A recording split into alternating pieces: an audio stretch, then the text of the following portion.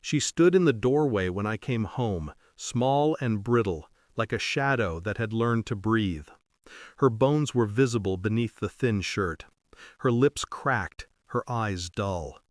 "Daddy," she whispered, her voice like paper tearing. "Mom didn't make me any food." The world stopped moving. My suitcase slipped from my hand and landed on the floor with a sound that seemed too loud, too final. I bent to hold her. She flinched at first, then collapsed into me, weightless. The warmth of her body was almost gone, like a candle fighting its last flame. I carried her to the couch, covered her in my coat. My chest was fire, but my face was stone. I couldn't afford chaos, not yet. 6 months away, trusting my wife to care for her. And this ruin of a child? I stood, silent, and walked down the hall. Each step echoed. I opened the bedroom door, and found the truth waiting. The air reeked of perfume, smoke, and something rotten beneath it all. She was sprawled across the bed, laughter still clinging to her mouth. Empty bottles on the nightstand. Her phone glowing with messages she hadn't bothered to hide. I watched her sleep, unaware. A stranger in my house. My daughter starving in the next room, while this woman lived like appetite was endless. I sat in the chair across the room.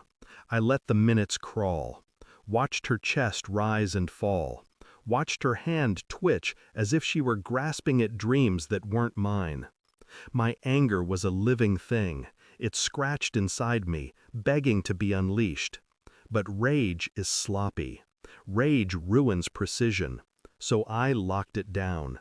Instead, I studied the fragments. The perfume wasn't hers.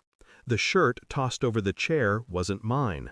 The text flashing on her phone read, "Tonight again? He's gone, isn't he?" A double betrayal. Neglect and infidelity tangled together, choking everything I had left. My daughter's words repeated in my skull like a curse. "Mom didn't make me any food."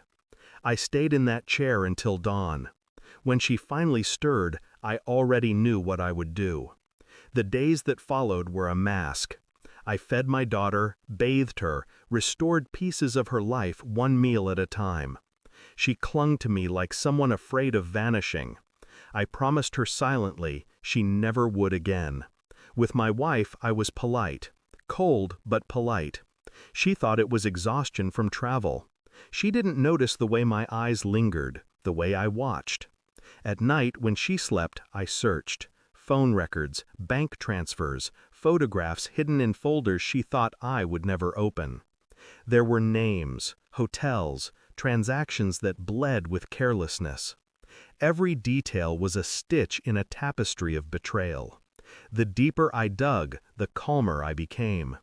Each discovery was no longer a wound, it was a weapon. She smiled at me over dinner, asking about my trip. I smiled back. My daughter sat silent between us, eating slowly, learning again what it meant not to starve. I thought of telling her, of dragging the truth into the light and watching her burn in it. But no, not yet. Patience sharpens revenge. The file was thick when it was finished. Phone logs, photos, financial records, even DNA results. Proof that the man she smiled at wasn't just her lover. He was the father of the child I had been raising as mine. My daughter was starving because she was not his. A punishment by neglect. A mother weaponizing hunger. When I held the report in my hands, there was no shock left. Only clarity. That night I placed it on the kitchen table, sat across from her. She opened it, brows furrowing, mouth parting. Then, silence. Pages turned, hands shook, tears welled. Finally, she looked at me. "You knew?" I nodded once, nothing more.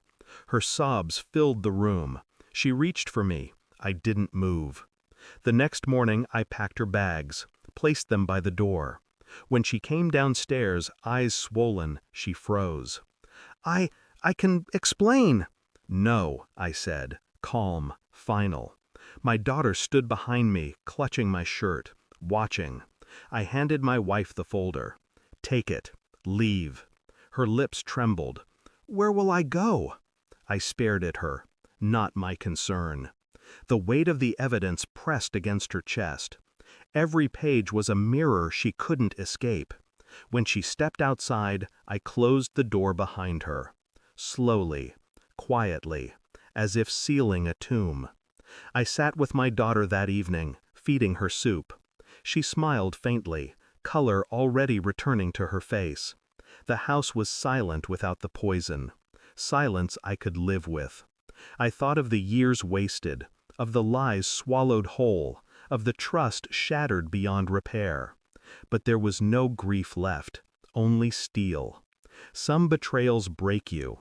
Others carve you into something colder, sharper, unrecognizable even to yourself. I kissed my daughter's head and whispered a promise. She would never know hunger again.